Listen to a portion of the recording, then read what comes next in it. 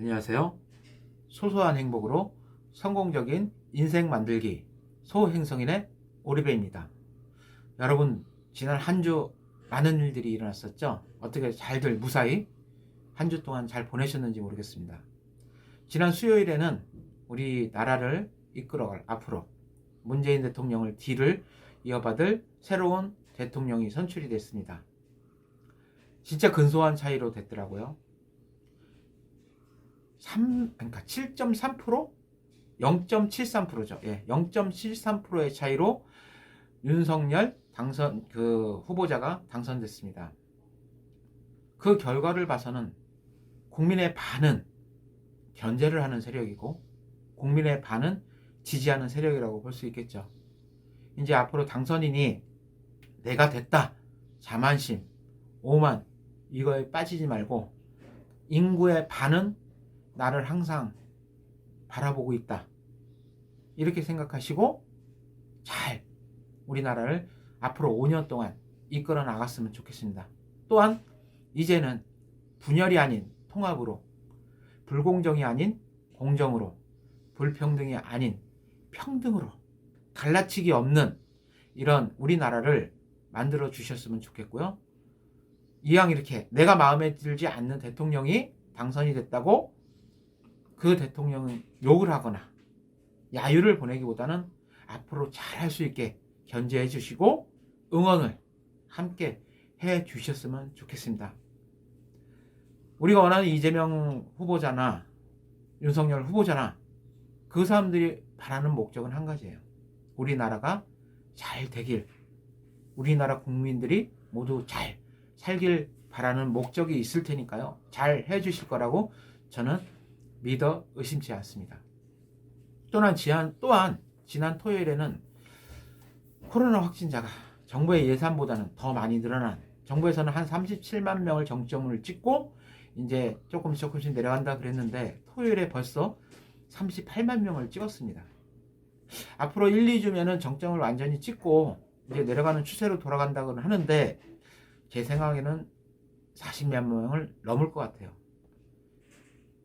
지난 대선 때 그 유세한다고 온 국민들이 나와서 지지하는 분들, 이런 거 뭐 광화문 광장이니 서울 광장이니 나와서 모여 있는 거 보면은 앞으로 잠재되어 있는 확진자가 좀 더 늘어날 거라고 저는 예상해 봅니다. 지금까지 고생했던 게 있잖아요. 여러분들 해이한 생각 마시고 먼저 마스크, 그 다음에 거리두기, 손 씻기, 예방, 조금만 더 참으면 될 것 같아요. 이 남은 기간 여러분들이 조금만 더 힘내셔서 참고 잘 이 힘든 이 시국을 이겨낼 수 있었으면 좋겠습니다. 자, 오늘은 제31강 어둠 속 세상의 첫걸음, 이런 주제로 강의를 한번 시작해 보겠습니다. 제가 여러 번 여러분들 강의할 때 말씀을 드렸을 거예요. 어두움이 두려운 이유는 그 어두움 뒤에 어떤 것이 있을지 예상을 못하기 때문에, 그 어두움 뒤에 새로움을 예측을 못하기 때문에 두려움을 느낀다 그랬죠. 저는 이제 어머니하고 약속을 하고 이제 보이는 세상에 살았으니까 이제 안 보이는 세상도 한번 살아보겠다는 약속과 함께 본격적으로 재활을 시작합니다. 주변에 도움을 받아서 안마를 받고 기력을 많이 되찾았어요. 다행히 선교회에서 기초 재활인들을 위해서 점자, 시각장애인들을 위해서 점자 또는 단독 보행이라고 그래요. 흰 지팡이, 시각장애라면 이 흰 지팡이거든요. 긴 지팡이인데 그때 당시는 이제 지금처럼 접었다 폈다 하는 안테나가 아니라 4단짜리, 3단짜리, 5단짜리 이렇게 접을 수 있는 그런 지팡이에요. 지금은 이제 그런 지팡이는 없고 안테나처럼 쭉 뺐다 꼈다 하는 지팡이인데 그 하나의 의지에서 보행을 하는 거예요. 가장 힘든 게 그동안 내가 이제 실명을 하고 그나마 어머니나 주위 사람들의 도움으로 이렇게 다닐 수는 있었어요. 그렇기 때문에 믿는 사람, 붙잡고 다니는 사람이 있었기 때문에 두려움은 없었어요. 근데 이제 앞으로는 이 길고 흰 지팡이 하나의 의지에서 세상을 나 혼자 헤쳐나가야 된다 생각하니까 두려움이 가장 앞서더라고요. 그리고 가장 더 두려운 거는 첫 발을 내딛는 거예요. 계단 하나도 감지를 못하고 내려올 때는 헛디딜 때가 있어요. 그럴 때는 마치 낭떠러지에서 발을 내딛는 것 같은 느낌이 들어요. 그럴 때마다, 지금도 그럴 때가 있어요. 하나를 감지 못하고 헛디딜 때가 있어요. 그럴 때는 등에서 식은땀이 쫙 나요. 마치 떨어지는 것 같은 기분이 들기 때문에. 여러 번의 그런 경험을 하다 보니까 이제 이 지팡이로 감지라는 법을 배우고, 그런 계단이나 올라갈 때 내려갈 때 지팡이로 잘 감지해 갑니다. 그래서 지금 이제 이 시각장애인들이 이 가장 중요한 게 랜드마크예요. 이 정도 가면은 어떤 게 있겠다, 이런 거를 지팡이로 감지를 해가면서 가기 때문에 지금은 집 앞이나 아니면 저희 뒤에 양재천이라는 곳이 있어요. 거기까지는 지팡이를 짚고 혼자 나갈 수는 있어요. 거기서 지팡이를 짚고 도움 없이도 천천히 보행을 할 수 있을 정도는 지금 되니까요. 또한 이 지팡이 말고 이제 점자 교육을 해요. 이 점자 교육이라는 거는 저희 이제 보통 읽는 게 여러 시각장애들이 각각 달라요. 어떤 분들은 이 왼손에 검지손가락으로 읽는 사람이 있고, 어떤 분들은 오른손에 검지, 어떤 분들은 양손으로 읽는 사람도 있어요. 제가 어떤 분을 봤냐면, 또 어떤 분은 이 손바닥으로, 점자를 손바닥으로 훅 훑으니까 그 점자가 이 머릿속에 다 들어오는 거예요. 그러면서 완전히 우리 보이는 사람 읽듯이 막 줄줄줄줄줄 읽어요. 그런 사람들은 굉장히, 그러니까 이 감각이 예민해진 거겠죠. 근데 이걸 할 때 굉장히 힘든 과정을 거쳐야 되는 게, 계속 보행도 그렇지만은 이 점자 연습도 계속 반복을 해야 돼요. 찍는 거는 물론이고 읽는 것까지 수십 번, 수천 번, 수만 번을 찍고 읽고. 이게 문제는 뭐냐면은, 어렸을 때 실명했다 그러면은요, 어렸을 때는 감각이 아직 굳혀지지 않은 상태이기 때문에 예민해요. 어릴 때 감각이, 피부가. 근데 나이가 들어서 저 같은 경우는 20대 후반 30대 다 돼서 실명한 케이스이기 때문에 이미 감각이 많이 굳혀 있어요. 그럼 이걸 점자를 읽는다는 거는 그냥 점자든 이 단독 보행이든 똑같아요. 태어나서 처음으로 배운다고 걸음마를 배운다는 생각으로 시작을 해야 됩니다.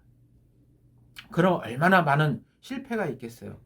그리고 얼마나 많이 반복을 해야 되겠습니까? 심지어는 어느 중도 실명자는 좀 어리석었던 것 같아요. 이 손가락 감각을 살리기 위해서 손끝을 사포로 이렇게 문질러요. 근데 생각을 해보세요. 사포로 문지르면 손끝이 예민해질까요? 아니에요. 오히려 굳은 살이 배기고 얘가 까져요. 그러면 딱지가 생기고 오히려 더 둔해집니다. 오죽 보고 싶으면, 오죽 읽고 싶으면 이렇게라도 했을까라는 생각이 나중에 안타까운 생각이 들죠. 맨 처음엔 이제 미련한 거 아니야? 했는데 나중에는 안타깝다라는 생각이 들죠. 저 또한 열심히 연습을 했어요. 그래서 간단한 글자를 읽어도, 지금도 이 점자를 읽어도 좀 오래 걸려요. 그리고 요즘은 이 컴퓨터가 발달되어 있어서 컴퓨터나 이 스마트폰도 다 여러분들도 아시다시피 음성 지원이 돼요. 화면을 읽어줘요. 그렇기 때문에 이 컴퓨터를 많이 쓰다 보니까 점자에는 많이 소홀해지더라고요. 그리고 책 같은 거 읽어도 음성으로 책을 읽게 되고, 이런 식으로 열심히 재활을 합니다. 한 3개월 정도 재활을 해요. 그리고 이제 재활을 하면서 이제 본격적인 기관에 들어갑니다. 기관이라는 거는 진짜 단독 보행. 지금까지는 집 근처만 다닐 수 있는데 일반 다른 시중도 지팡이 하나로 본격적으로 이제 전문적으로 보행을 배우고, 또한 점자를 배우고, 그리고 컴퓨터도 배울 수 있는 기관을 들어가요. 서울에 있는 송파구에 있는 서울 시각장애인 복지관이라는 곳인데, 거기는 6개월 과정이에요. 거기 들어가서 보행, 그 다음에 점자, 컴퓨터를 또 열심히 배우기 시작합니다. 또한 이제 본격적으로 재활을 시작했으니까 할 거는 다 해보는 거예요. 가장 힘들었던 게 시각장애인 되면서 자격지심이 생기고 열등감이 생기고 자존심이 많이 약해져 있어요. 보이던 사람이 안 보이던 장애인이 됐다는 생각을 하니까 자존심도, 열등감도, 자격지심, 내 스스로 그렇게 만든 거예요. 그럼 이걸 깨기 위해서 어떻게 해야 되나, 많은 복지관 프로그램을 참여를 합니다. 그 중에 몇 가지만 말씀을 드릴게요. 처음에 참여한 거는 비즈예요. 비즈공예. 아시죠? 작은 아주 좁쌀만한 구슬을 낚시 가는 낚싯바늘에 껴갖고 여러 가지 모양을 만드는 이 비즈공예를 배워요. 왜 이걸 배웠냐면은 감각, 집중력을 살리기 위해서. 이게 시력을 잃었기 때문에 나머지 감각이 살아나요. 시각, 청각, 초각, 미각. 거기다가 육각, 육감. 그 다음에 기억력. 저는 기억력까지 더 발달이 되더라고요. 이런 거를 집중력을 살리기 위해서 비즈, 한 가지에 몰두하는, 이 집중력이 없으면은 다른 감각들이 발달이 안 해요. 안 돼요. 그러다 보니까 이 비즈 끼는 하나하나 이 작은 실로 작은 구멍에 손가락 끝에 감각으로만 이거 비즈를 껴야 되거든요. 그래서 어떤 방법으로 끼면 어떤 모양이 나온다. 이렇게 해갖고 호롱불도 만들고 또 여러 가지를 만들어요. 그래서 선물도 해주고 이걸 배웁니다. 한 2, 3개월 동안. 또 자존감을 살리기 위해 또 배운 게 뭐냐면 동화구연이에요. 이건 이제 제가 실명을 하고 나서 남들 앞에 나서는 걸 굉장히 꺼려했어요. 남들이 나를 어떻게 볼까? 나는 단지 장애인이라는 하나밖에 없는데 이상하게 쳐다보진 않을까? 라는 내 스스로의 선입견이 생기더라고요. 그래서 자존감을 생기기 위해서 남들 앞에 나서는 걸 배우기 위해서 그러면은 동화구연. 동화구연은 남들한테 이렇게 선보이는 거잖아요. 이렇게 해서 동화구연을 배웁니다. 거기서도 많은 걸 배우고 나중에는 이 유치원을 가요. 같이 배운 분이 한 5명, 6명 정도 돼요. 그분들하고 같이 동화구연을 배워서 유치원에 갑니다. 이게 발성 연습도 되지만 남들 앞에서 이렇게 나설 수 있는 자존감 향상도 되거든요. 이게 목소리를 낼 때 보통 기본적으로 내는 목소리들이 있어요. 노인분들 목소리는 복식으로 뱃속에서 힘을 내야 됩니다. 그러니까 할아버지 같은 건 배에 힘을 주고 안녕하세요 이렇게 소리를 내야 되고요. 그 다음에 흉식을 냅니다. 흉식은 아저씨나 아줌마 안녕하세요 이렇게 내야지 아저씨 목소리 나고, 그 다음에 청년 목소리는 목으로 내는 거예요. 청년들 아가씨나 청년 안녕하십니까 이렇게 하는 거나 아가씨 안녕하세요 이런 식으로 아가씨들 목소리를 내고, 또한 아이들 목소리 있죠. 아이들 목소리는 두성을 내야 돼요. 두성. 안녕하세요. 이 목, 그러니까 말 그대로 코 비음을 약간 섞어요. 안녕하세요. 이런 식으로 목소리를 내면은 이게 성대모사 할 때, 그러니까 구연동 할 때 각 여러 가지 목소리를 내야 하거든요. 이런 식으로 많이 연습을 하다 보니까 나 스스로도 자존감이 생기고 남들 앞에서 지금처럼 나서서 얘기할 수 있는 그런 자신감이 향상이 되더라고요. 여러분들 중에서도 혹시 남들한테 나서기 꺼려 하시는 분들이 있으면 동화구연을 한번 배워보세요. 배우다 보면 남들 앞에서 얘기할 수 있는 그런 자신감이 향상될 거라고 생각합니다.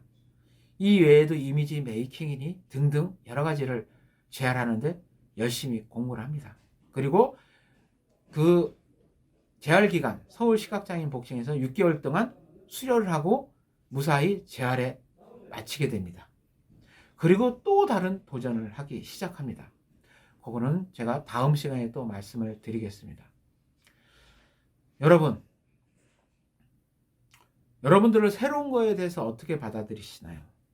대부분이 젊은 분들은 도전을 하시겠죠.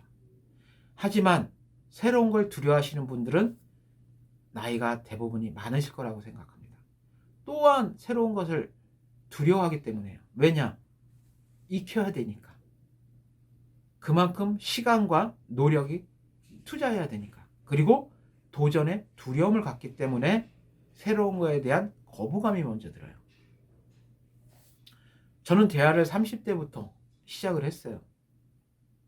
남들보다 사실 제 나이가 이제 올해 50이 다 돼가는데 제 나이 때 대부분이 과장, 부장, 사회에서 그걸 다 그 위치에 가 있어요. 하지만 저는 사회 초년생이에요. 그렇다고 제가 기죽진 않아요. 지금 제가 이렇게 남들 앞에서 얘기할 수 있고 말할 수 있는 게 새로운 거에 대한 끊임없는 도전을 하기 때문입니다. 남들한테 보여주기 위한 것이 아니에요. 내 자신의 확신이 있고 내 자신을 시험하기 위해 이런 도전을 계속 하는 겁니다.